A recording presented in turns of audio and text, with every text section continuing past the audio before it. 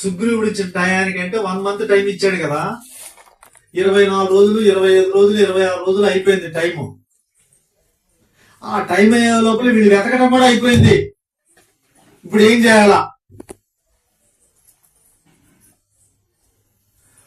అమ్మో ఇక మేము తిరిగి వెళ్ళలేము, సుగ్రీవుడు అసలే కోపిస్తోడి చంపేస్తాడు మమ్మల్ని అందరినీ, అవసరమైతే ఈ సముద్రంలో పడి చచ్చిపోదాం. వెళ్ళి ఆ మాట ఆయనకి చెప్పలేం. ఏం చేద్దాం? ఈ సముద్రంలో పడి అందరం జల సమాధి అవుదాం, లేదా ప్రాయోపాసన చేద్దాం. ప్రాయోపాసన అంటే ఏంటి? ఎలాంటి ఆహారం తీసుకోకుండా శరీరాన్ని అలాగే కృషింపజేసి చచ్చిపోవటం, నిరాహార దీక్షలాగా. ఏం చేద్దాం అని వీళ్ళల్లో వీళ్ళు మల్లగుల్లాలు పడుతూ ఉంటే ఆ సముద్రానికి పక్కనే ఒక పర్వతం మీద ఒక పక్షి వీళ్ళ మాటలు వింది. ఏం మాటలు? సీతమ్మ జాడ మనం తెలుసుకోలేకపోతున్నాము, మన రాజు అయినటువంటి సుగ్రీవుడు శ్రీరామచంద్రుడికి ఇచ్చిన మాట పోతుంది, మాట పోవటం కన్నా మరణమే మంచిది అని మాట్లాడుకుంటుంటే వీళ్ళ మాటలన్నీ ఆ పక్కనే పర్వతం మీద ఒక పక్షి ఉంది. ఆ పక్షి పేరేంటి? సంపాతి అనే ఒక పక్షి వీళ్ళ మాటలు వింది. ఇది పట్టుకోవాలి. ఈ రామాయణంలో ఉన్న గొప్పతనం ఏంటి? ఈ సుందరకాండలో ఉన్న గొప్పతనం ఏమయ్యా అంటే, ఈ సుందరకాండలో గాని రామాయణంలో గాని ఇక అయిపోయింది అనుకున్నప్పుడే మళ్ళీ స్టార్ట్ అవుతుంది. అప్పుడు ఆ పక్షి సంపాతి విని ఏం చేసింది? వీళ్ళ మాటలు ఒక రకమైన ఆనందంతో గబగబ గబ రెక్కలు కాలిపోయిన, రెక్కలు లేవు. ఎవరి సంపాతి? ఎవరు? Very good. జటాయు సంపాతి అన్నదమ్ములు కదా వీళ్ళిద్దరూ. ఎవరు? ఈ రోజుకి వాళ్ళకి సంబంధం ఉంది. ఇవాళ ఏం పండగ చేసుకున్నాం మనం? ఎన్ని రోజులు చేసుకోబోతున్నాం ఈ పండగని? 3 రోజులు అనౌన్స్ చేసింది మన స్టేట్ గవర్నమెంట్. ఈ సంవత్సరం తిరుపతిలో 3 రోజులు బ్రహ్మోత్సవాలు చేస్తున్నారు. ఈ రథ సప్తమి ఇదివరకు ఒక రోజు చేసి ముగించేవాళ్ళు భగవద్ బంధువులారా. ఇప్పుడు 3 రోజులు చేయమంటున్నారు. ఈ రోజు ఉన్న గొప్పతనం ఏంటి? రథ సప్తమి అంటే ఏమి అర్థం? సూర్య భగవానుడు ఎక్కడికి వెళ్తాడు?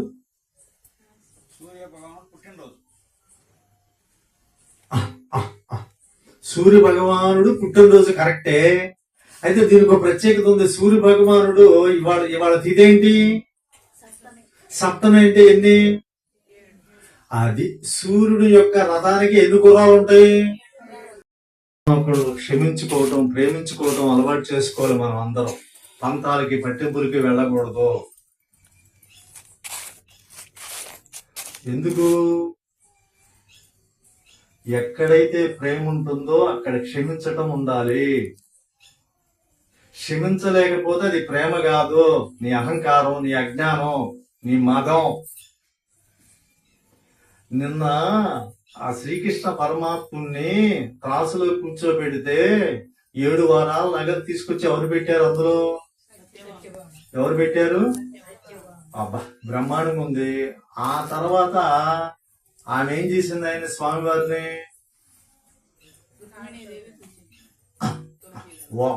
రుక్మిణీదేవి చేసింది. అదంతా బాగానే ఉందమ్మా. ఆ తర్వాత ఏం చేసింది? ఆయన ఒక పారిజాత పుష్పాన్ని తీసుకెళ్లి ఆమెకి ఇచ్చాడు. ఎవరికి? రుక్మిణీదేవికి ఇచ్చాడు. ఇప్పుడు బంగారం అంతా తీసుకొచ్చి పెట్టింది, టన్నులు బంగారం అంతా. ఆమె ఏం చేసింది? నీకు బుద్ధి ఉందో లేదా? టన్నులు బంగారం పెట్టింది నేను. ఆఫ్టర్ ఆల్ 4 ఆకులు తీసుకొచ్చి పెట్టిందానా? ఆమెకు తీసుకెళ్ళి ఇస్తావా? పారిజాతం ఏం చేసింది? ఓరు బాబు, ఎలా తన్నింది? ఎగ్గిరిదంతా కిరీటం వెళ్ళి అక్కడ పడింది. ఏం చేశాడు ఆయన? అదే మనమైతే ఇక కొల్లూరు దాటి, సుగ్గులంక దాటి, ఈపూరు లంక దాటి పోలీస్ స్టేషన్కి వెళ్ళిపోయేది. ఈ విషయం అంతా గోలగల అయిపోయింది ఊరంతా. మరి ఆయన ఏం చేశాడు? ఆ పరంధాముడు, ఆ శ్రీకృష్ణ పరమాత్ముడు ఏమన్నాడు? ఓ సత్యా, నువ్వు నన్ను తన్నావు, నా శిరస్సు మీద తన్నావు, నాకు బాధ లేదు. అసలు ఈ శిరస్సు ఏంటో నీకు తెలుసా? మునులు, ఋషులు, దేవతలు, సర్వజీవులు అర్చన చేసి అభిషేకం చేసే ఈ శిరస్సుని నీ పాదంతో తన్యావా సత్యా, నాకు బాధ లేదు, నా బాధల్లో ఒకటే అనేటప్పుడు ఇక్కడ చూసింది ఆశ్చర్యంగా, ఏం బాధని? నీ కాలేమన్నా కందిపోయిందా? ఎందుకంటే కొంచెం నా వెంట్రుకలు కొంచెం ముద్దురుగా ఉంటాయి, నీది తామరపాకు లాంటి ఆకు కదా, కాదు కదా.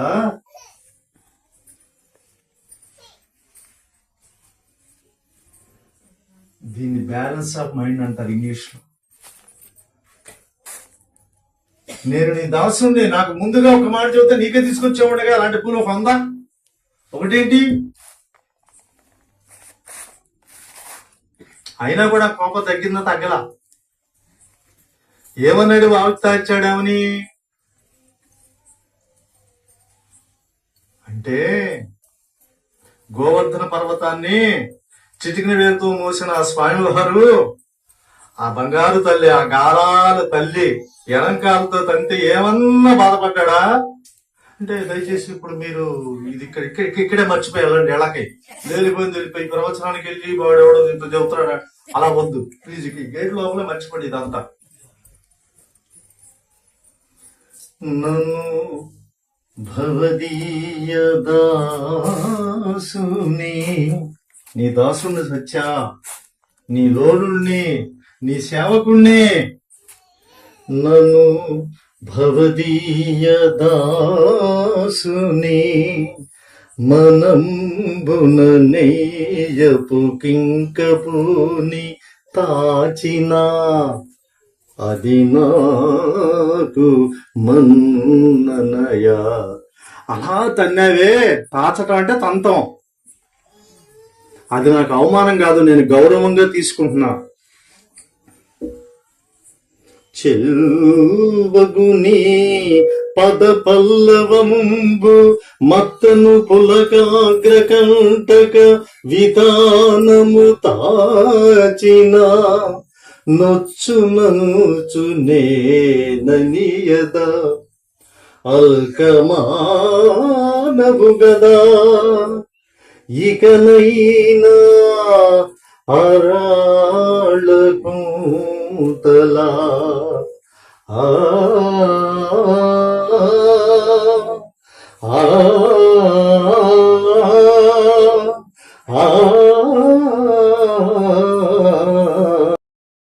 అందరూ ఏం చేస్తారు? ముందు ప్రార్థన రాస్తారు కదా, రాసేటప్పుడు ఇది అలా జరగల. ముందు హనుమాన్ చాలీసా 40 రూపాయలు ఫస్ట్ చూప రాశాడు. ఆ ఎమోషన్ లో, ఆ ఉద్రేకంలో ఆ స్వామి చూపించిన ఆ దర్శనాన్ని తట్టుకోలేక తన ఆశ్రమానికి వచ్చి కూర్చొని ఇది రాశాడు, ప్రార్థన రాశాడు. ఏం రాశాడు?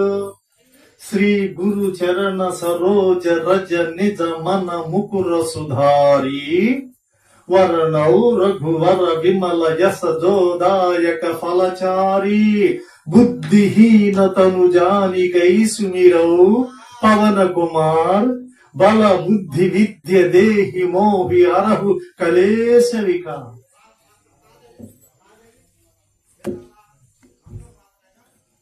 శ్రీ గురు చరణ సరోజ రజ నిధమన ముకుర సుధారి వరణౌ రఘువర విమలయస జోదాయక ఫల చారి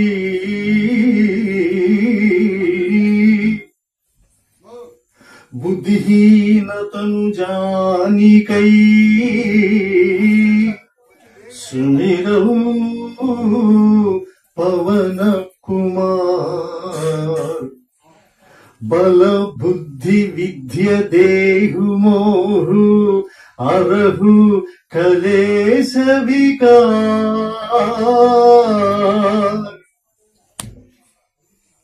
ఇదంతా ఎక్స్ప్లెయిన్ చేయాలంటే ఒకటి మన ప్రయోజనం పోతుంది. అంటే శ్రీ గురు ఎవరైనా ఏమని చెప్పుకున్నాం నిన్న మనం? ఏ దేవుడైనా హనుమంతులు గురు దేవుడు.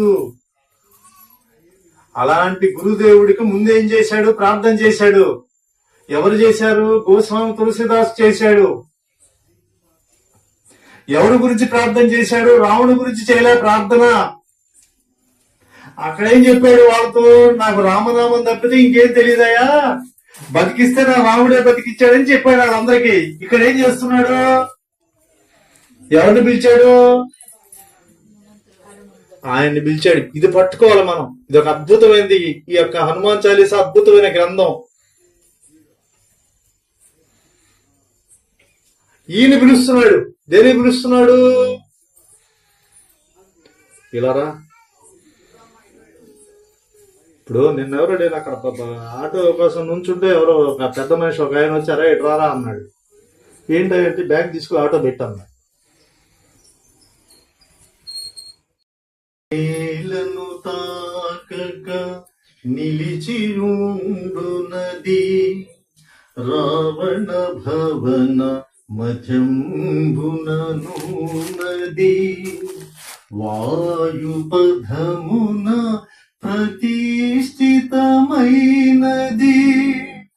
మనమున దలచిన రీతి పోగలది దివి నుండి భువికి దిగిన స్వర్గమది సూర్య చంద్రులను ధిక్కరించున్నది పుష్పకమను మహా విమానమది మారుతిగాంచెను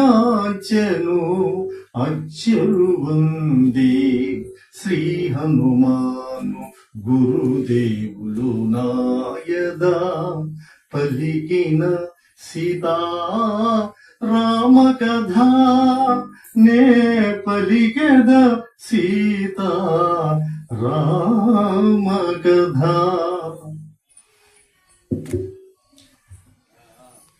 బాగా వినండి భక్తులారా. విమర్శ మనుషుల మధ్య దూరాన్ని పెంచుతుంది. ప్రశంస మన బంధాన్ని దగ్గర చేస్తుంది. అంటే మీరు బాగా వింటున్నారు శ్రద్ధగా. మిమ్మల్ని ప్రశ్న అడగాలనిపిస్తుంది. మీరు ఎవరన్నా మెచ్చుకున్నారా ఎప్పుడన్నా?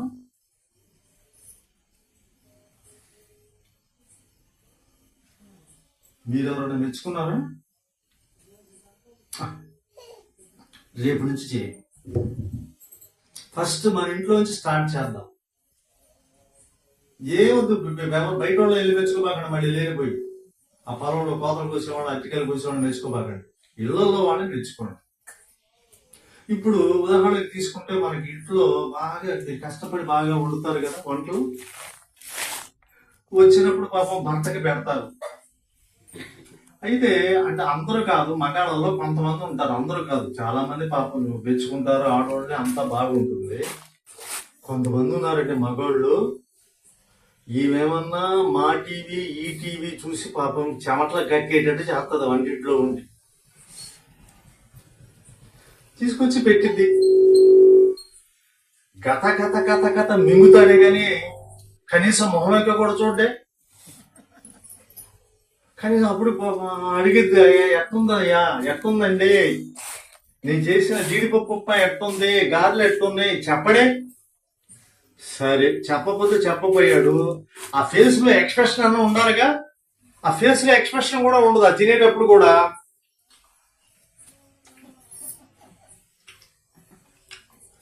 ఎట్టా ఉంది, నా మొహంలాగా ఉంది కాదు. నీ కర్మకాలి నీ మొహంలాగానే ఉంటుందరా. మా నాన్న చెప్పాడు, అమ్మా నిన్ను తీసుకెళ్ళి ఆ కొత్తూరు లంకలో పడేస్తుందమ్మా మెమ్మ తల్లి వెళ్ళిపోయాక నీకు నేను చెప్పాను. నా ప్రయత్నం నేను చేశా. ఎవరు అంటే కొత్తూరు లంక కాదు, అన్ని చోట్ల ఇలా ఉంటుంది. ఓకే, అది దయచేసి అలా తీసుకోకుండా మీకు అర్థం అవడం కోసం నేను చెప్తున్నా ఎగ్జాంపుల్స్. అది కొత్తూరు లంక, సుబ్బుల లంక, తెనాల, కొల్లూరా, అది వేరే విషయం. ఇక్కడ మనం పట్టుకోవలసింది ఏమంటే భగవంతులారా, చిన్న అభినందన ఎంత హాయిగా ఉంటది, ఎంత ఆనందంగా ఉంటది మనసుకి. అంటే ఒకటి మగవాడిలో ప్రేమ ఉంటుంది, అతనికి ఎక్స్ప్రెషన్ తెలియదు, చెప్పటం చేత కాదు. అంటే వీళ్ళు చూస్తే చెప్పేటట్టుగానే ఉన్నారు అనుకోండి. కొంతమంది నాలాంటి బ్యాక్గ్రౌండ్ పీపుల్కి ఏంటంటే వాళ్ళకి ఎక్స్ప్రెషన్ ఉండదు. కనీసం తినేటప్పుడు కూడా ఎక్స్ప్రెషన్ అన్నాడు వీడు ఆకలిలో ఉన్నాడు, తిన్నాక బాగుందని చెప్తాడని మనం ఎక్స్పెక్ట్ చేయొచ్చు. అసలు తినేటప్పుడు కూడా ఇక ఇంతకన్నా నా జీవితంలో ఇలాంటిది నేను తిన్న పోసి ఇదే నాకు లాస్ట్ అది తినేసి నేను ఇక అన్నట్టు తింటే అర్చనము దాస్యము అర్థం కావట్లా. అందులో కూడా వినటం కూడా శ్రవణం కూడా ఒక భక్తే. అంటే కొంతమంది చెప్తారు, కొంతమంది శ్రద్ధగా వింటారు, కొంతమంది పక్కన చేసి చెడగొడుతూ ఉంటారు, వాడు మనకొద్దు. ఇది శ్రద్ధగా వినాలి. ఎలా? శ్రద్ధగతి ఆలకింపుమా. ఆలకిస్తే ఏమైంది? శుభమగు ఫలములు కలుగు సుమా. శ్రద్ధగదీని ఆలకింపుమా. శుభమగు ఫలములు కలుగు సుమా. భక్తి మీరగా గానము సేయగా ముక్తి గలుగు గౌరీసులు సాక్షిగా. తులసిదాస హనుమాను చాలీసా తెలుగున సులువుగా నలుగురు పాడగా. పలికిన సీత రాముని పలుకున దోషములున్నా మన్నింపు మన్నా. శ్రీ హనుమాను గురుదేవు చరణములు ఇహ పర సాధక శరణములు. బుద్ధిహీనతన కలిగిన తనువులు, బుద్ధిహీనతన కలిగిన తనువులు బుద్బుదములని తెలుపు సత్యములు. శ్రీ హనుమాను గురుదేవు చరణములు ఇహ పర సాధక శరణములు. చాలా ఉంది. ఇక ఇంతకన్నా ఎవరన్నా ఇంత కాన్ఫిడెంట్ గా ఇంత గట్టిగా ఎవరన్నా చెప్పగలరా స్వామి గురించి? ఎవరు చెప్పారు ఈ మాట? గోస్వామి తులసీదాసు అనుభవించి ఆరగించి మనందరికీ అందించినటువంటి పవిత్ర పుణ్య గ్రంథం ఏంటది? హనుమాను చాలీసా. చక్కగా చదువుకోండి, అలవాటు చేసుకోండి. మంగళవారం శనివారం నాడన్నా గుళ్ళో కూర్చోనో ఇక్కడ కూర్చోనో లేకపోతే ఇది దగ్గర దూరం అంటున్నారు. అవసరంలో ఏం చేసింది? వాళ్ళు నన్ను ఏదో తింటానంటున్నారు, చంపుతానంటున్నారు, ఎల్లమంటున్నారు. ఇది పక్కన పెట్టు.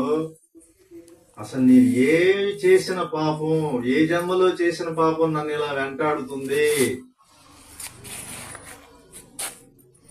ఎందుకు నా రాక ఇలా అయ్యింది? నేనేం పాపం చేశాను? సరే నేను పాపం చేశాను, మరి ఆ శ్రీరామచంద్రుడు 1:15 14,000 మంది అసురులను ఊచకోత కూర్చిన వీరుడే. ఏమయ్యాడు ఆ వీరుడు? ఎక్కడున్నాడు? మా నాన్న వీరుడని ఆయనకిచ్చి నన్ను పెళ్లి చేశాడు కదా. ఆయన వీరుడని ఎలా ప్రూవ్ చేసుకున్నాడు? రామచంద్రుడు అమ్మవారిని వివాహం ఆడటానికి శివధనుసుని విరిచాడు కదా. అంత గొప్పవాడు ఎక్కడున్నాడు? నేను ఆయన కూడా నేనేం అంటల్లా, ఏదో నేను పూర్వజన్మలో చేసిన పాపం నన్ను ఇలా వెంటాడుతుంది.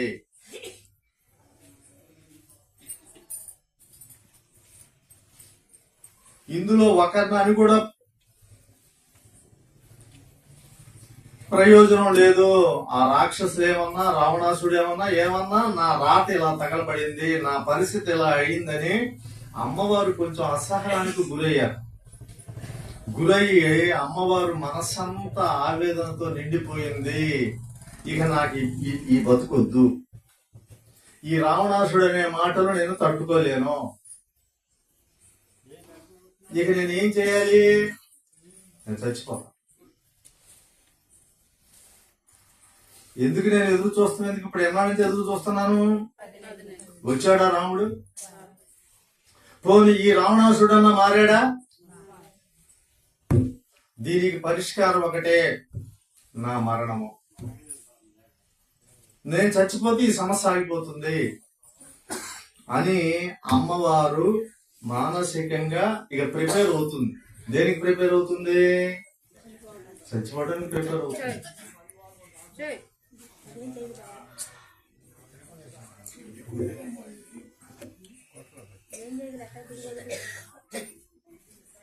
అంటే భగవద్బంధువులారా, శరీరానికి దెబ్బ తగిలితే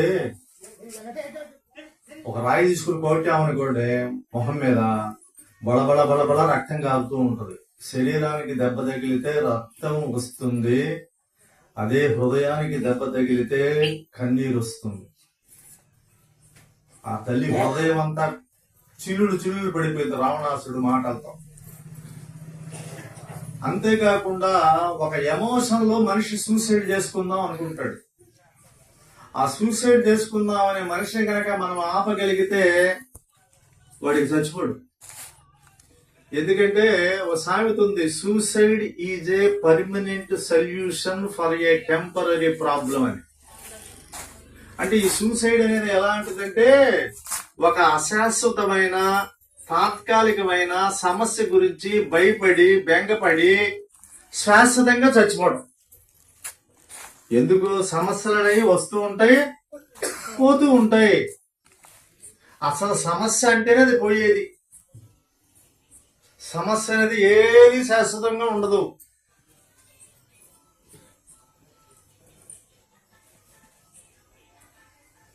ఏదో పాపం చేశాను నేను, ఏ పూర్వజంలో చేసిన పాపమో నన్ను ఇలా వెంటాడి వేధిస్తుందని అమ్మవారు మానసికంగా బాధపడుతూ ఉంది, కన్నీరు మున్నీరవుతూ ఉంది. ఇక అమ్మవారిని కాసేపు మనసులో పెట్టుకున్న బంగారు తల్లిని. ఈ కష్టం ఎలాంటి కష్టం? మనకు వచ్చే కష్టాలకి ఈ కష్టాలకి ఏమన్నా సంబంధం ఉందా? మనకి ఈ కష్టాలు అసలు రావు. ఎందుకు రావంటే మనకు అంత అదృష్టం కూడా లేదు. కష్టం రావాలంటే నీకు అదృష్టం కూడా ఉండాలి. అంటే కష్టం అంటే ఏంటి? ఆ దేవుడు ఎన్నుకోవాలి మనల్ని. వీడికి నేను ఈ కష్టం పెడుతున్నాను, వీడు ప్రూవ్ చేసుకుని నేనున్నానని చాటి చెప్పాలని మనల్ని ఎన్నుకుంటాడు.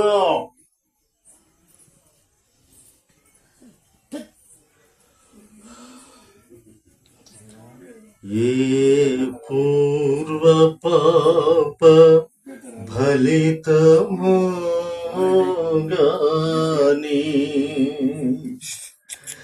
ఈ రాక్షసుల పాలబడి తిని. బాగా ఎమోషన్ అయిపోయింది అమ్మవారు, చాలా ఇబ్బంది పడుతుంది. ఏమని? ఏ పూర్వ పాప ఫలితము గాని ఈ పాపాత్ముల పాలబడి తిని. రఘుకులేసుడే నను బ్రోగునని, రఘుకులోత్తముడు నను బ్రోగునని వేచి వేచి వేసారిపోతిని.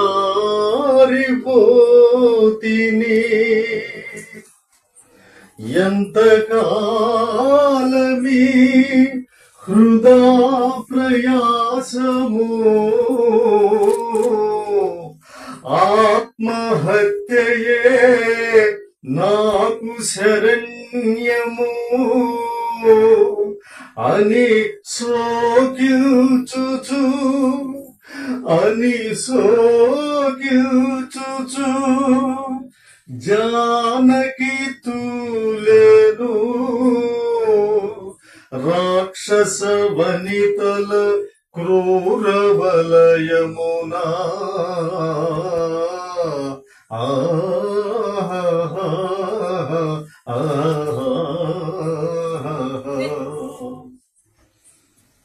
ఇది జీవితం. అయోధ్య మహానగరానికి పెద్ద కోడలు, జనకపురికి పెద్ద కూతురు, ఇద్దరు రాజులు కూతురు. మరి ఆ శ్రీరామచంద్రుడు భార్య. ఏది పరిస్థితి? శోక భారమునా గడగడవణకుచు జరిగి జరిగి అశోక శాఖల ఊతగాగుని మెల్లగా నీలచి శ్రీరాముని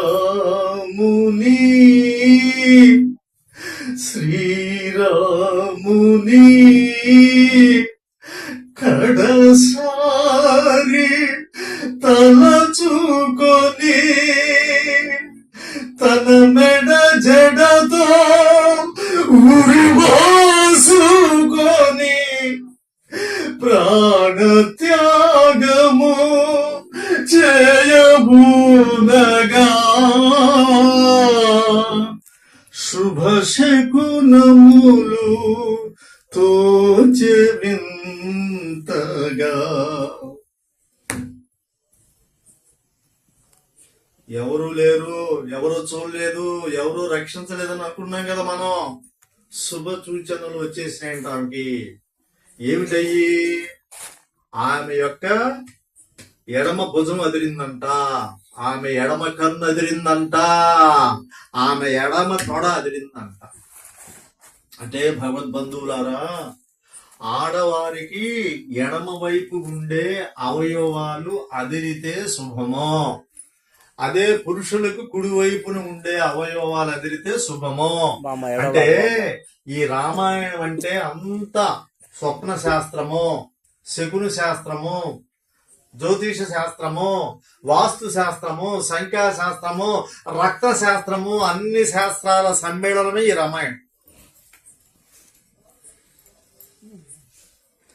ఎమ్మటే ఏదో ఒక డౌట్ వచ్చేసింది. ఏంటి ఇట మనకు వచ్చేటప్పుడు చిన్న కాలువలు ఉంటాయి, పంట కాలువలు. ఆ పంట కాలంలో చేప పిల్ల కనుక ఆ కాలంలో ఉండే గడ్డి పరకను లేకపోతే ఏదన్నా కలుపు పూన అలా తోకతో కొడితే ఎలా కదులుతాం అలా కదిలినట్టు ఈ కన్ను. ఇక చూడండి మీరు, ఈ భుజం అదిరిందంట, ఈ తొడ అదిరిందంట, ఈ పైటి కొంగు కొంచెం దాటిందంట. ఏమిటా అనుకునే లోపల పైన ఎవరున్నారు?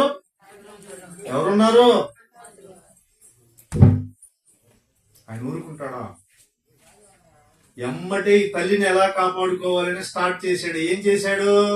రామగానం స్టార్ట్ చేశాడు. ఆ తల్లి అనేటట్టుగా ఒక్కసారిగా ఆశ్చర్యపోయి ఇలా ఈ కొమ్మని ఇలా లాగదీసి అలా అందాం అనుకునే లోపల రామగానం, రామ కథాగానం వినబడేటప్పటికి ఈ తల్లి అయిపోయింది. 10 మాసాలైంది. ఇప్పుడేంటి నా రాముడి గురించి చెప్తున్నారు, ఎవరో గానం చేస్తున్నారు, ఎవరు చేస్తున్నారని చూస్తే అద్భుతంగా గానం చేస్తా ఉంది. గానం అలా చూసింది, అప్పుడు ఇది తీసేసింది. ఇక మళ్ళీ ఆ మామూలు పొజిషన్ లోకి వచ్చింది అమ్మవారు. గానం చేస్తున్నాడు. ఎప్పుడైతే ఆ బంగారు తల్లి, ఆ జగజ్జనని, ఆ అమ్మల కన్నా అమ్మ ఇంటుందో, ఈ బంగారు కొండ ఆ కొమ్మ ఈ కొమ్మ ఆ కొమ్మ పట్టుకొని ముందు వచ్చి నిలబడ్డాడు. ఆమె ఏం చేసింది? ఆ అరుగు మీద మళ్ళీ మామూలుగా వచ్చి కూర్చుంది. చెప్పేశాడు, మొత్తం చెప్పేశాడు. అమ్మ కథాగానం అంతా, రామ కథాగానం అంతా చెప్పేశాడు. అన్ని చెప్పాడు, అందంగా చెప్పాడు. ఇక ఆయన చెబితే ఎలా ఉంటది? బ్రహ్మాండంగా ఉంటుంది. ఎందుకంటే మన దురదృష్టం ఏంటంటే మనలో చాలా మందికి బాగా ప్రేమ ఉంటుంది, అభిమానం ఉంటుంది చాలా మంది మీద. బట్ దాన్ని మనం ఎక్స్ప్రెస్ చేయం. అది మనతో వచ్చిన సమస్య. మనసులో నిండుగా ప్రేమ ఉంటుంది, చెప్పలేం. ఇంకా చెప్పాలంటే మా మగాడు అసలు చెప్పలేం. ఆడవాళ్ళన్నా కొంతవరకు చెబుతారు, నేనంటే ఇష్టం లేదా, అక్కడ కొల్లు లేదో మాట్లాడుతున్నారంట అని అడుగుతుంది. వీడేంటి సావలేడంట. అంటే మనం అలవాటు చేసుకోవాలి, మన మనసులో భావాన్ని చక్కగా ఇష్టంగా ప్రేమగా ఒకళ్ళకొకళ్ళు షేర్ చేసుకోవాలి. మనుషులు మాట్లాడుకుంటే దగ్గర అవుతారు. దగ్గర అవటం అంటే ఏంటి? ఒక ఇంట్లో ఉంటావా, మనసులో ఉంటాం. అంటే తన మనసులో ఉన్న భావాన్ని కరెక్ట్ గా, తన మనసులో ఉన్న రామచంద్రుడి పట్ల ఉన్న భక్తిని, భావాన్ని, ప్రేమని, అనురాగాన్ని అమ్మకి డైరెక్ట్ గా చెప్పేశాడు ఆ బంగారు కొండ. ఆశ్చర్యపోయింది ఆ తల్లి. ఆహాహా, ఇలాంటి మాటలిని నేను ఎన్నాళ్ళయింది. అసలు ఎవరు నీవు? నీకెలా తెలుసు నా స్వామి? నా స్వామే కాదు, నా బిడ్డ లక్ష్మణుడు ఎలా తెలుసు నీకు? భరతుడు ఎలా తెలుసు? మా అత్తమామలు నీకెలా తెలుసు? క్వశ్చన్ వేసింది, అడిగింది, చెప్పాడు. అప్పుడు దగ్గర రాని పిలిచింది. అది అంటే స్వామివారి మీద కొద్ది దాకా నమ్మకం లేదు అమ్మకి. మళ్ళీ రావణాసురుడే ఇలా వచ్చాడేమో ఈ వానరుడు రూపంలోనే. అమ్మవారు ఏం చేసింది? సస్పెక్ట్ చేసింది, అనుమానించింది. ఇలా రా దగ్గర, ఇప్పుడు చెప్పాను, నీకెలా తెలుసని అడిగింది. ఎలా అడిగింది? ఓ హనుమంత హాయి పొందితిని, నీ పలికిన శ్రీరామ కథ విని. అది చెవటం అంటే అట్లా ఉండాలి.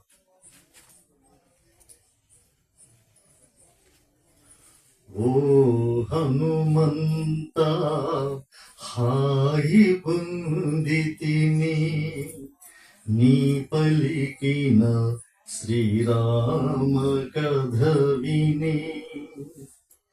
రామ లక్ష్మణుల ఎట్లెరిగితివి, రూపురేఖలను ఎట్లుగాంచితివి,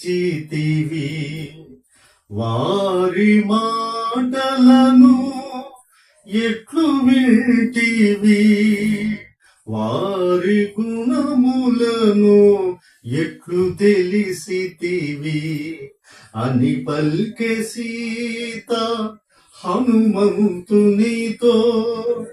రామ కథను కీర్తించిన వానితో.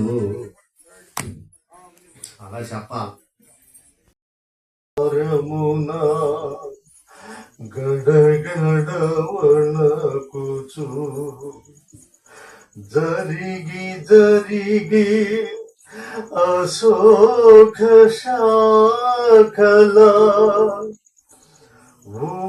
ఊతగాగుని మెల్లగా నిలచి శ్రీరాముని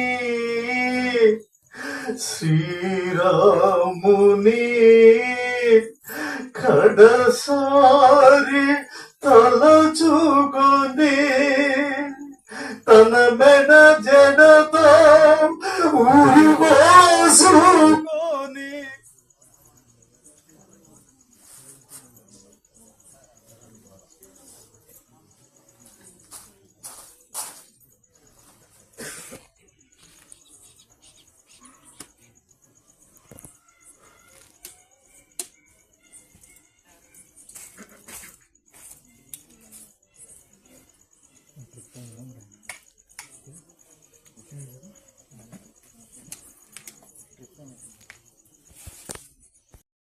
ఒక హృదయంతో చేయగలిగిన పని 1000 యంత్రాలు కూడా చేయలేవు.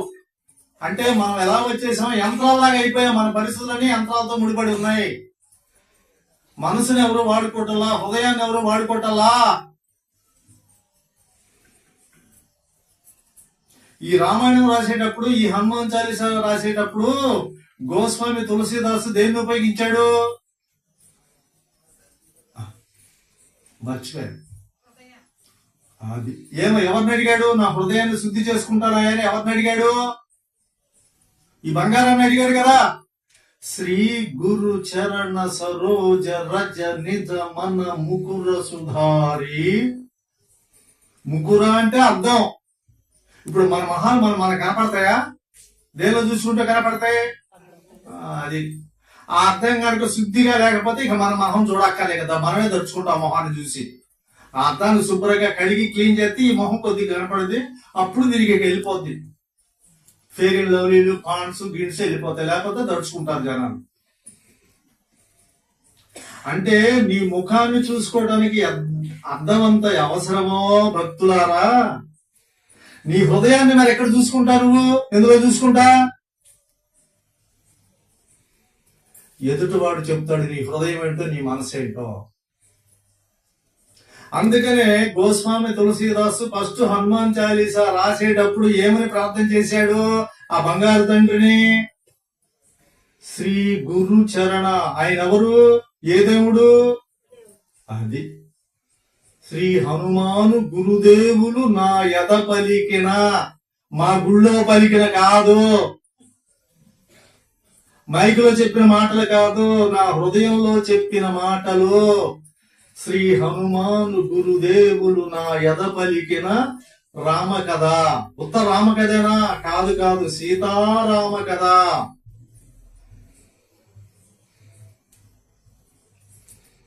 ఎందుకు గోస్వామి తులసీదాస్ ఆయన అడిగాడు? నా మనసును శుద్ధి చేసుకుంటానయ్యా, నీ పాదాల దగ్గర ఉండేటువంటి ఆ ధూళి ఉందే, ఆ ధూళితో నా మనసే అర్థాన్ని శుభ్రం చేసుకుంటాను. ఎందుకు మనసును చేసుకుంటా అన్నాడు? ఆయన పక్కన చేసుకుంటానల్లా, ఆయన కూర్చున్న కుర్చీని చేసుకుంటానల్లా, మనసును చేసుకుంటానన్నాడు. ఎందుకు మనసును చేసుకుంటా అన్నాడు? అన్నిటికన్నా అందరికన్నా తొందరగా మైలు పడేది, పాడైపోయేది ఏంటి? అది. ఇప్పుడు ఈ బట్టలో నీకు 4 రోజులు వేసుకున్నా ఎవరేమో నన్నేం అనరు, 4 రోజులు స్నానం చేయకపోయినా ఏమనరు.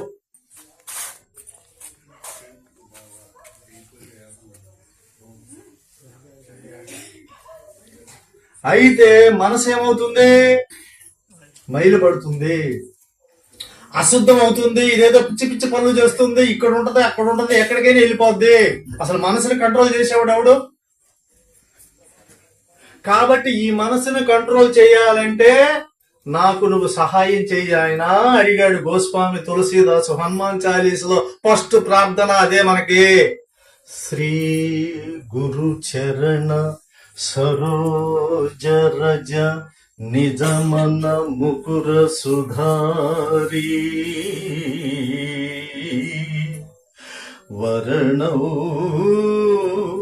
రఘువర విమలయస జోదాయక ఫల చారి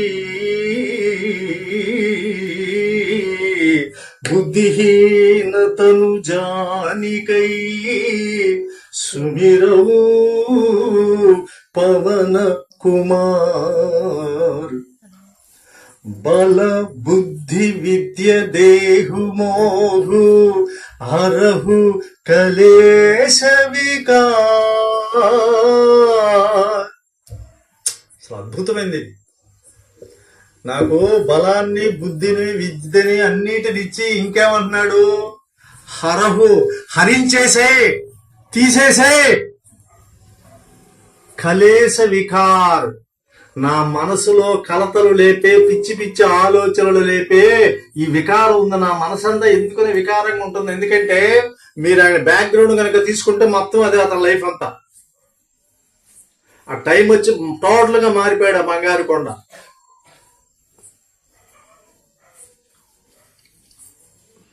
ఈ మనసును కట్టడి చేయాలి.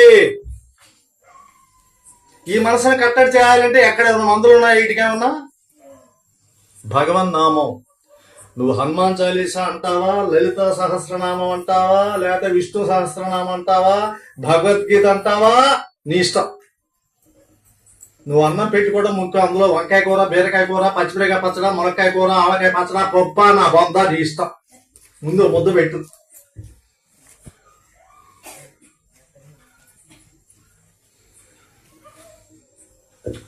అంటే మనం ప్రయాణం చేసేటువంటి వాహనము సడన్ గా ఆగిపోతే దాన్ని శుభ్రంగా కాలువలో నీళ్లు తీసుకొచ్చి కడిగి దాని మురికంతా వదలగొట్టి, అర్థం కావట్లా, పొడిగుడ్డతో తుడిచి దాని టైర్ల నిండా గాలి పెట్టి స్టార్ట్ చేస్తే స్టార్ట్ అవుతుందా?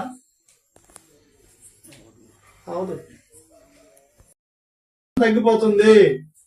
ఇంతకుముందు మా గుంటూరు జిల్లాలో, ఇప్పుడు ఇది కృష్ణా జిల్లా కదా, మా గుంటూరు జిల్లాలో 19 నియోజకవర్గాలు ఉండే, ఇప్పుడు 17 అయిపోయినాయి. ఇక రేపు ఎన్ని అవుతాయో మనకు తెలియదు. అసలు ఇంకా చెప్పాలంటే అసలు మొదలుకు వస్తే పెళ్లి చేసుకోవడానికి ఎవడం ముందు రావట్లేదు కదా. ఇవాళ 40 ఏళ్ళు అబ్బాయికి ఉండాలి, 39 లేదా 42, 43 అయినా పర్వాలేదు, అమ్మాయికి పెళ్లిళ్ళు చేసుకోవట్లేదు ఎవరు. అసలు పెళ్లితో పని ఏముంది? నా సంపాదన నాది, నీ సంపాదన నీదే. ఈ అమ్మాయికి 4 లక్షలు, వాడికి 3 లక్షలు. ఇంకా పిల్లలు ఎందుకు మనకి?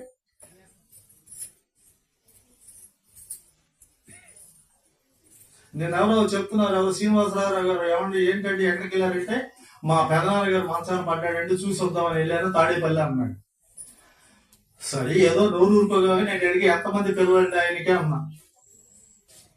వాళ్ళ అబ్బాయి ఉన్నాడండి, వాళ్ళ అబ్బాయికి ఎంతమంది పిల్లలు అన్నా. వాడు పెళ్లి చేసుకోలేదండి. వాడికి ఎంత అంటే వాడికి 70 అంట, వాళ్ళ పెదనానికి ఏమన్నా 93 అంట. సరే ఆయనకి పిల్లలు లేరు కదా, మరి ఎట్టగానంటే వాడి 2 పిల్లలను తీసుకొచ్చి పెంచుకుంటున్నాడండి. అంటే ఇవాళ మనిషి ఎలా ఉన్నాడంటే భగవద్బంధువులారా, అసలు మనుషులు అక్కర్లా, కుక్కలు ఉంటే చాలు గొంపల. అబ్బా, దానికి రోజు చికెన్, మటన్, పాలు, పెరుగు, బిస్కెట్లు, డాక్టర్లు, ఆఖరికి వీడు పనుకునే మంచమేనా ఆ కుక్క పనుకుంటుంది, వాళ్ళకి ఏసీ. అంటే ఒకప్పుడు ఏంటంటే కుక్కని కాపలా పెట్టి మనమంతా లోపల పనుకునే వాళ్ళం. ఇవాళ బయట మనుషులు కాపలా పెట్టి కుక్కలు పెట్టుకుంటున్నారు. కుక్కలు మన వాస్తు చూస్తానికి వెళ్తే దర్శకున్న బెడ్రూమ్ తీగలు ఇట్లా పెద్ద పిల్లి దూకింది నా మీద. ఇదేం దాయ బాబట్టే మాకు పిల్లలు లేదంటే మేము పిల్లిని పెంచుకున్నాం. మరి ఆమె ఎక్కడ, ఆమె బెడ్రూమ్ ఆమె జాగ్రత్త తీగినట్టు ఆమె నుంచి పెద్ద 2 బొచ్చు కుక్కలు లోపల వచ్చి.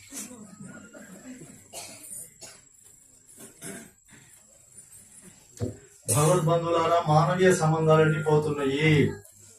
కాబట్టి వీటిని మనం నిరంతరం కాపాడుకోవాలి, నిలబెట్టుకోవాలంటే ఇలాంటి కార్యక్రమాలు మనం చేసుకోవాలి. ఇలాంటి కార్యక్రమాల కోసం మనం సమయాన్ని వినియోగించాలి, మన రూపాయి వినియోగించుకోవాలి, మనమందరం అన్యోన్యంగా కలిసి ఉండాలి. ఇవాళ మన పిల్లలకి ఎంత ఇచ్చినా, ఎన్ని ఎకరాలు ఇచ్చినా, ఎన్ని కోట్లు ఇచ్చినా, ఎంత బంగారం ఇచ్చినా తక్కువే. ప్రేమలు లేవుగా. ఇట్లాగే ఒక ఊళ్ళో ఓ స్వామీజీ వచ్చాడంట. వచ్చి పాపం ఆయన ఇలా గుళ్ళో కూర్చొని అందరికి మంచి చెడు చెప్తూ కాస్త ఈ బుద్ధి మంత్రిచ్చి ఇస్తున్నాడట. ఈ విషయం ఆ ఊరు తెలిసి ఆ పక్క ఊళ్ళో వాళ్ళకి కూడా తెలిసింది. మనుజులుండు ఇతరులెరుగకున్నా,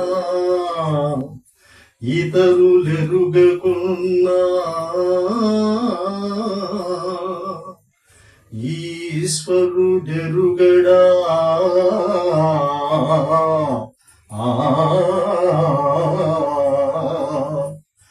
విశ్వధాభిరామ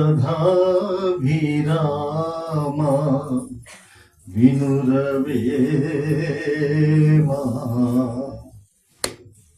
నీ కంటిని, నీ వంటిని, నీ పంటిని, నీ జుట్టుని, నీ దుస్తుల్ని, నీ చర్మాన్ని శుద్ధి చేసుకున్నట్లుగా నీ మనసును శుద్ధి చేసుకో, అంతరంగాన్ని కడుక్కో.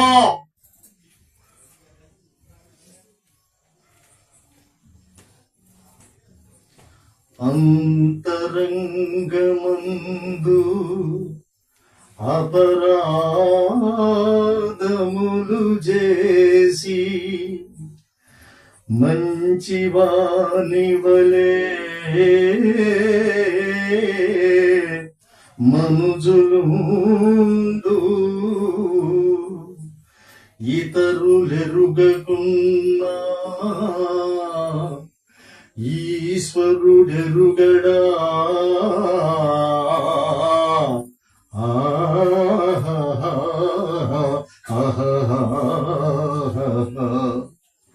విశ్వధాభిరామ వినురవేమా.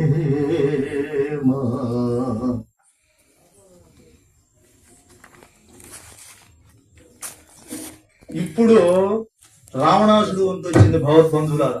ఈ బంగారు కొండాలు అనుకుంటున్నాడు కదా, ఇప్పుడు రావణాసుడు ఏమనుకుంటున్నాడు, అలా చూడంగానే దడుచుకున్నాడు స్వామి చూసి. ఆనాడు నేను కైలాసగిరిని పెకలించేటప్పుడు, ఓ దశకంట ఈ కైలాసాన్ని డిస్టర్బ్ చేయబాక అని నన్ను ఆ నందీశ్వరుడు అడ్డుకున్నాడే.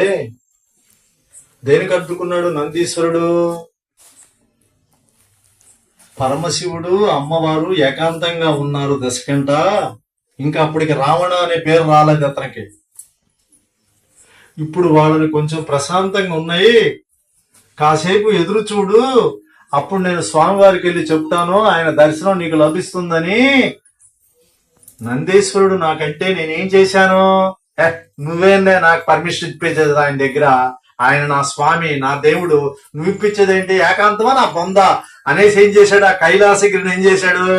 ఇలా చూసి ఇలా పైకి లేపేటప్పుడు ఆ పరమశివుడు గమనించి ఇలా బొట్టిని వెళ్తే ఇలా నొక్కాడు కింద. ఏళ్ళన్నీ నలిగిపోయి ఒక రావణం చేశాడంట, రవణం.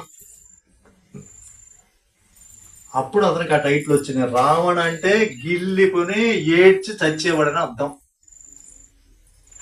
ఆనాడు కైలాసగిరిని పెకలించేటప్పుడు నన్ను అడ్డుకున్న ఆ నందీశ్వరుడే ఈ రూపంలో వచ్చాడా నన్ను వధించటానికి.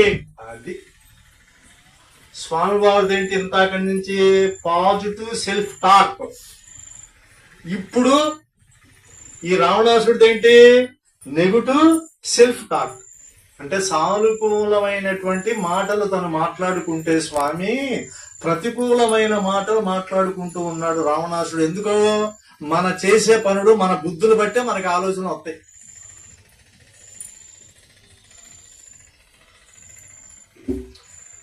ఆనాడు కైలాసగిరిని పెకలించేటప్పుడు ఆ నందీశ్వరుడు నన్ను అడ్డుకున్నాడే, ఆ నందీశ్వరుడే ఈ కపి రూపంలో వచ్చాడా? నన్ను వంచడానికి వచ్చాడా? ఇంకా చెప్పాలంటే బాణాసురుడు ఉన్నాడే, ఆయన కూడా పెద్ద శివభక్తుడు. ఆ బాణాసురుడే ఈ రూపంలో వచ్చాడు నన్ను వంచటానికి అని లంకేశ్వరుడు ఏం చేశాడు? మంత్రి ప్రహస్తుడిని పిలిచి అసలు కనుక్కు ఇతను ఎవరని అడిగాడు.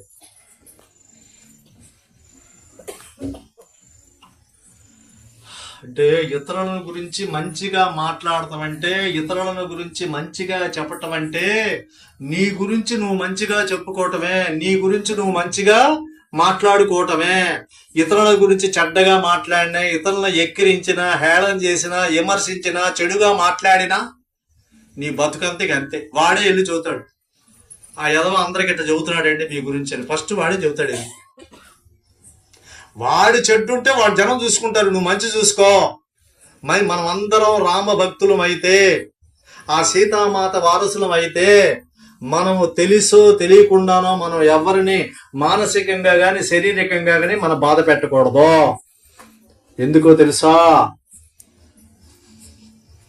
ఆడవారి కన్నీరు, అమాయకుల శాపాలు మనల్ని వదిలిపెట్టవు. జన్మ జన్మలు మనల్ని వెంటాడుతూ ఉంటాయి. ఎన్నాళ్ళు వెంటాడుతూ ఉంటాయి? జన్మ జన్మలు వెంటాడుతూ ఉంటాయి భగవద్బంధువులారా. అందుకని మనం చేయాలంటే తెలిసి ఏ తప్పు మనం చేయకూడదు.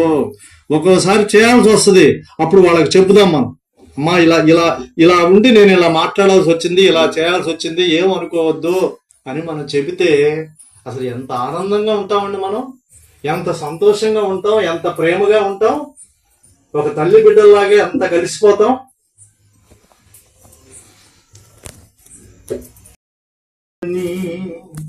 రఘులకమునుపే ఆర్పుట మేలని సింహనాదమును మారుతి చేసెను, అరచేత చరచి హయముల జంపెను, రథమును బట్టి విరిచి వేసెను, అక్షుని దృచి విసరి వేసెను, అక్షుని ముండెము అతి ఘోరముగా నేలపై బడే రక్తపు ముద్దగా, శ్రీ హనుమాను గురుదేవులు నాయద పలికిన సీతా రామ కథ, నే పలికెద సీతా రామ కథ. వాళ్ళ నాన్న ఏమనుకున్నాడు ఈ విషయం తెలియగానే? ఎవరి వానరుడు, ఇతనేదో గొప్పవాళ్ళు ఉన్నాడు, నాకు వాలి సుగ్రీవుడు లాంటి పెద్ద పెద్దోడు నాకు తెలుసు, బలవంతులు, ఇంత బలవంతుడి గురించి అసలు నేను వెళ్ళలేదు కదా, వెళ్ళినట్టు మట్టు పెడుతున్నాడు ఏమిటని వాళ్ళ నాన్న అనుకుంటే వీడేమనుకున్నాడు? అంత నా ముందే అంతా అనుకున్నాడు. ఎవరు? అక్షకుమారుడు. అంటే చిన్నపిల్లవాడి చేతికి భగవద్గీత ఇస్తే అలా చూసి బొమ్మలు లేని పుస్తకాన్ని విసిరి అవతల పడేస్తాడు. అదే ఒక భక్తుడికి ఇస్తే ఆ భగవద్గీతని కళ్ళకి అద్దుకొని పూజా మందిరంలో పెట్టుకొని రోజు పూజించుకుంటాడు. అలాంటి వాడు ఆ బంగారు. ఈ విషయం ఎవరికి తెలిసిందే? రావణాసుడికి వెళ్ళిపోయింది నోస్. అయా అక్షకుమారుడు ఆపుదైపోయాడు. ఆ వానరుడు అక్షకుమారుడు కూడా వధించేశాడు. అప్పుడు కళ్ళన్నీ ఎర్ర పడిపోయినాయి అంట రావణాసుడికి. క్రోధం కట్టలు తెంచుకుందంట. ఎవరి వానరుడు అసలు? ఎక్కడి నుంచి వచ్చాడు ఇతను? ఎవరు పంపించారు ఇతన్ని? ఇంద్రుడు ప్రతినిధిగా వచ్చాడా? ఎందుకంటే ఇంద్రుడిని నా పెద్ద కొడుకు ఎవడాడు ఇంద్రజిత్ తీసుకొచ్చి లోపల బంధించి జైల్లో పెట్టాడు కదా, అతను పంపించాడా? లేకపోతే విష్ణువు ఉన్నాడే నా శత్రువు, అతని ద్వారా వచ్చాడా? లేకపోతే బ్రహ్మదేవుడి ద్వారా వచ్చాడా? ఎవరితను అని కంగారు పడుతుంటే ఆయన పెద్ద కొడుకు ఎంటర్ అయ్యాడు. ఎవరు? ఇంద్రజిత్తు. అతని అసలైన పేరు వాళ్ళ అమ్మా నాన్న పెట్టిన పేరు మేఘనాథుడు. అతను పుట్టినప్పుడు మేఘాలన్నీ గర్జించాయట. మేఘనాథుడు అని పేరు పెట్టుకున్నారు అతనికి. అయితే నిజంగానే వాడు శక్తివంతుడు, బలవంతుడు. ఇంద్రుణ్ణి జయించి తీసుకొచ్చి లంకలో బంధించాడు. అందుకని ఇంద్రజిత్ అనే టైటిల్ వచ్చింది అతనికి. అప్పుడు ఇంద్రజిత్తు వీడిలాగా అమాయకుడు కాదు, వీడు తెలియని వాడు, కొంచెం యుద్ధంలో నేర్పరివాడు. అప్పుడు ఏం చేశాడంటే తమ్ముడిని కూడా ఇతను తీసేశాడు. ఇక ఇతనితో చాలా జాగ్రత్తగా ఉండాలని ఇక డైరెక్ట్ అటాక్ చేశాడు. డైరెక్ట్ అటాక్ ఏంటి? ఈ మేఘనాథుడు అంటే ఇంద్రజిత్తుడు మేఘాల వెనక నిలబడి డైరెక్ట్ గా బ్రహ్మాస్త్రాన్ని వదిలేశాడు. ఏ అస్త్రాన్ని వదిలాడు? బ్రహ్మదేవుడు ఈ బంగారానికి చెప్పాడు, నా అస్త్రాన్ని గనక ఎవరన్నా ప్రయోగిస్తే దాన్ని నీవు గౌరవించు, దానికి కట్టుబడి ఉంటూ కొంతకాలం, అంటే కొంతకాలం అంటే రోజులు కాదు కాసేపు అని అడిగాడు బ్రహ్మదేవుడు. ఆ బ్రహ్మదేవుడు ఎందుకు ఇచ్చాడయ్యా ఆయనకి బ్రహ్మాస్త్రాన్ని, ఎప్పుడు ఇచ్చాడయ్యా అని గనక మనం వెనక్కి వెళితే ఈయన ఆ సూర్యదేవుణ్ణి తినటానికి వెళ్ళాడు కదా. ఏమనుకుని వెళ్ళాడు తినటానికి? మామిడి పండు అనుకుని వెళ్ళాడు. కరెక్టే. ఓకే, పనస పండు కదా, అది వెరీ గుడ్. మధు అంటే తీయమైన అంటే. అప్పుడు వెళ్ళేటప్పుడు ఆ రోజు ఆ రోజు వచ్చేసి గ్రహణం. అంటే అమావాస్య గ్రహణం అంటేనే అమావాస్య కదా. ఆ గ్రహణం ఏ గ్రహణం? సూర్యగ్రహణం. సూర్యగ్రహణం అప్పుడు ఆయన్ని ఎవరు పట్టుకోవడానికి వస్తారు? రాహు వస్తాడు. ఆ రాహు నల్లగా ఉన్నాడట. ఆ యొక్క సూర్య భగవాన్ ఇలా పట్టుకొని తరిపోతుంటే రాహు చూసి వచ్చేటప్పటికి ఈడబడరా ఒక భూతంలాగా ఉన్నాడని ఆ రాహుని ఒక కాలుతో తన్నాడట ఈ బంగారం. వాడెళ్ళి ఇంద్రకులులో పడి ఇంద్రుడితో మొరపెట్టుకున్నాడు, ఏమయ్యా మమ్మల్ని తినమన్నావు, పట్టుకోమన్నావు గ్రహణాలప్పుడు, ఆ సూర్యచంద్రుల్ని పట్టుకోమన్నావు కదా నన్ను రాహుని. ఇప్పుడు ఎవడో కొత్తోడు వచ్చి వాడు పట్టుకుంటున్నాడయ్యా, నేను వెళ్తాను నా దగ్గర తన్నాడు బాబు, ఇక్కడ పడ్డానని చెప్పాడు. ఇంద్రుడు కోపం వచ్చింది. ఎవడాడు వాడోడు పట్టుకోవడానికి నేను నీకు ఇచ్చాను కదా ఆట అన్నాడు. అప్పుడు ఇంద్రుడు వచ్చాడు. వజ్రాయం మీద ఆయన ఆయుధం ఏంటి, ఐరావతం మీద వచ్చాడు. ఆయన ఆయుధం ఏంటి, చేతిలో ఏముంటుంది ఇంద్రుడికి, వజ్రాయుధం ఉంటుంది. చూశాడు ఈ బంగారాన్ని, చూసి ఏం చేశాడు, ఈ బంగారం కూడా చూశాడు. సూర్యుడు ఏమన్నా ఎర్రగా ఉన్నాడంటే, ఉదయభానుడు ఉదయించేటప్పుడు ఎట్లుంటాడు, ఎర్రగా ఉంటాడు కదా. రాహు ఎలా ఉన్నాడు, నల్లగా ఉన్నాడు. మరి ఈ యొక్క ఇంద్రుడు వాహమైనటువంటి ఐరావతం ఎలా ఉంది, తెల్లగా ఉంది. అంటే ఎలా ఉందంటే ఇంకా చెప్పాలంటే చక్కగా తెల్లగా నిగనగలాడుతుందంట. ఇదేదో ఒక పండుని దాని మీదకి అటాక్ అయ్యాడు, ఎందుకంటే ఆకలితో ఉన్నాడు బాగా. ఎమ్మటే ఇంద్రుడు ఏం చేశాడు, తన చేతిలో ఉన్న వజ్రాన్ని తీసుకుని యాస్ట్రి కొట్టాడు. కొట్టంగలు ఏమైంది బంగారానికి, ఇదేంటిది దవడ. ఈ దవడకి తగిలి కింద పడిపోయాడు. హనుమ అంటే అర్థం ఏంటి, మంచి దవడలు కలవాడు. అంటే మంచి దవడలు కలవాడు అంటే అర్థం ఏంటి, ఈ నోరు బాగుంటేనేగా మనది ఊరు బాగుంటుంది. నూరు బాగున్నటువంటి ఏంటి, పెట్రోల్ పెట్టి రుద్దుకొని వెళ్తాం శుభ్రంగా. మంచి మాటలు మాట్లాడుతున్నారు మాటలు. కాబట్టి ఆయన ఏంటి, హనుమ అంటే మంచి మాటలు మాట్లాడేవాడు. ఇంకా చెప్పాలంటే హనుమాన్ అంటే జ్ఞానవంతుడు, హనుమ అంటే జ్ఞానము కలవాడు. అప్పుడు పడిపోయాడు. కాటినప్పుడు కింద వచ్చినంతా కింద పడి. అమ్మాయి కూడా బాగుంది అన్నారు కదా, జాతకాలు కూడా కలిసినాయి నేను చూసా కదంటే, గురువు గారు మీరు చెప్పిందంతా కరెక్ట్, అమ్మాయి బొమ్మలాగా ఉంది, జాతకాలు కలిసినాయి, బాగా ఇస్తానన్నారండి. అయితే మా బంధువుల దగ్గరికి మేము ఎంక్వైరీ కోసం వెళ్తే ఆ ఊళ్ళో వాళ్ళు చేసుకోవద్దు అన్నారండి. ఆ ఊళ్ళో వాళ్ళు చేసుకోవద్దు అంటావు ఏంటమ్మా అంటే, వాళ్ళకి ఆ స్టోరీ చెప్పారు, అదంతా వద్దు మనకి. అంటే మన ఊరికి ఒక మంచి పేరు తేవాలి మనం. అంటే మన ఊర్లో ఒకళ్ళు ఇద్దరు దుర్మార్గులు ఉన్న ఆ పేరు మన ఊరికి వచ్చేస్తుంది. అలాగే 10 మంది మంచి వాళ్ళు ఉంటే మన ఊరికి మంచి పేరు వస్తుంది. ఏ మంటలనా వాలముగాల్చిరో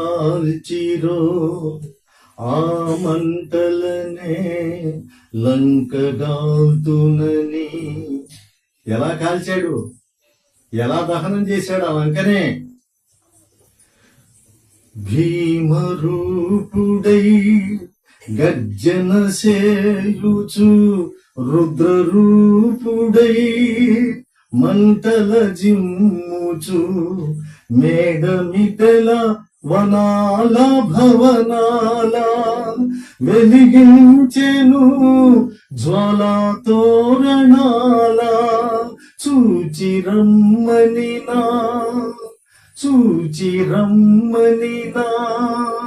కాల్చి వచ్చిన ఘన విఖ్యాతి గణించే మారుతి.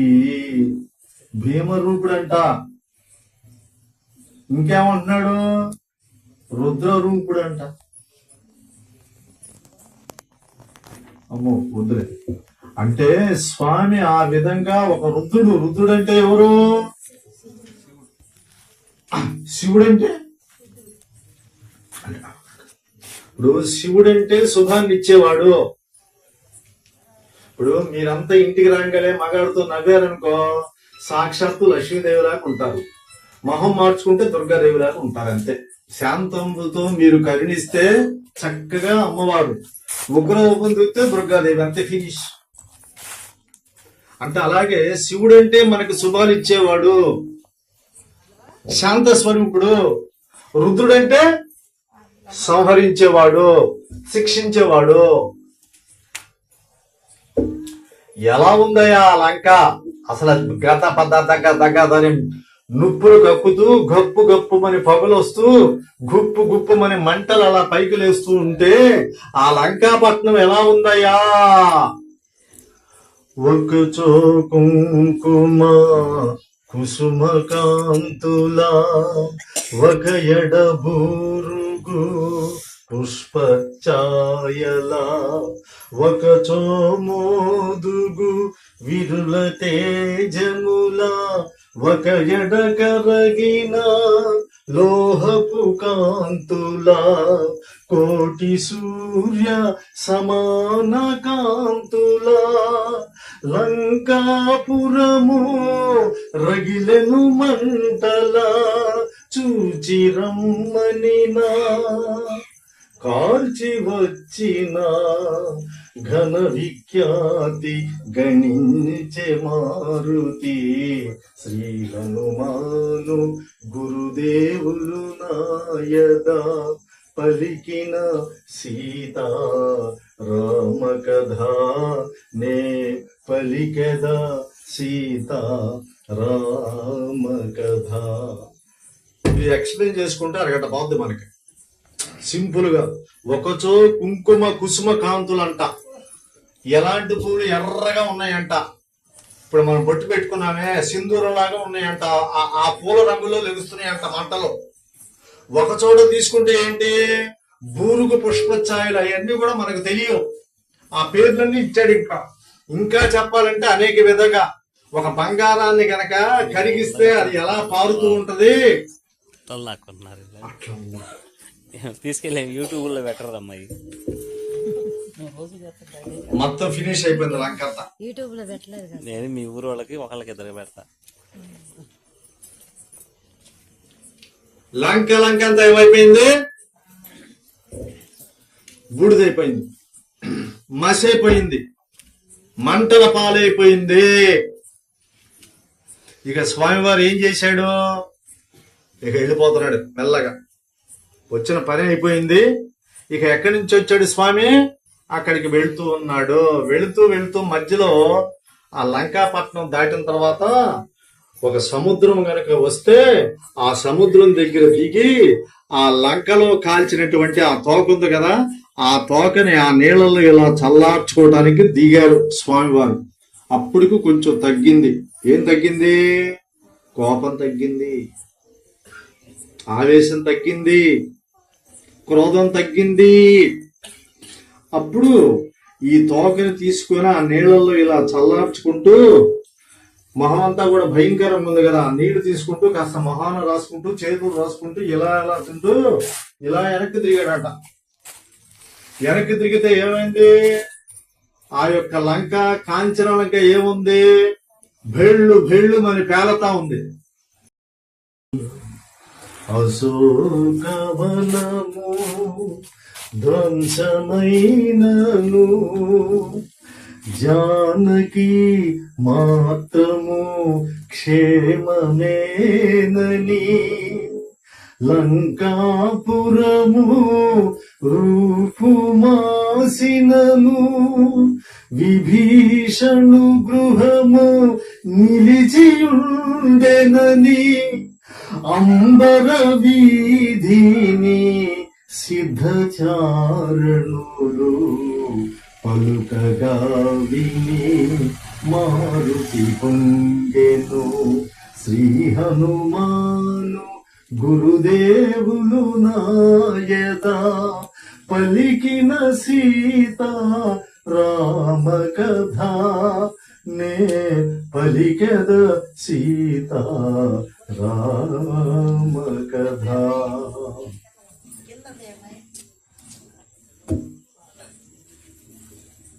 అంటే భగవత బంధువులారా, ఇలాంటి కష్టాల నుంచి ఆపదల నుంచి మన కాపాడేవాళ్ళు ఎవరు ఉండరు. ఎందుకంటే ప్రస్తుత పరిస్థితుల్లో ఎవరిని వాళ్ళని కాపాడుకోవటమే పెనుభారం అయిపోయింది.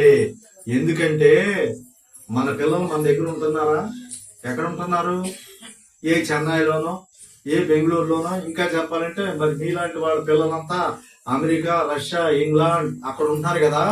వాళ్ళని ఎవడు కాపాడేది, నువ్వు నేను కాపాడుతున్నా వెళ్ళి. మన బిడ్డలు బాగుండాలి, మన ఊరు బాగుండాలి, మన తోబుట్టువులు బాగుండాలి, మన వాళ్ళందరూ బాగుండాలి. ఒకటే మార్గం.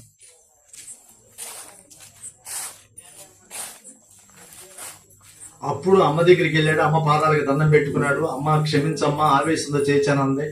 సరే జాగ్రత్తగా వెళ్ళరా అని చెప్పి మళ్ళీ జాగ్రత్త చెప్పింది. ఇక స్వామివారు ఏం చేశాడు? అమ్మవారు ఏమి ఇచ్చింది స్వామివారికి?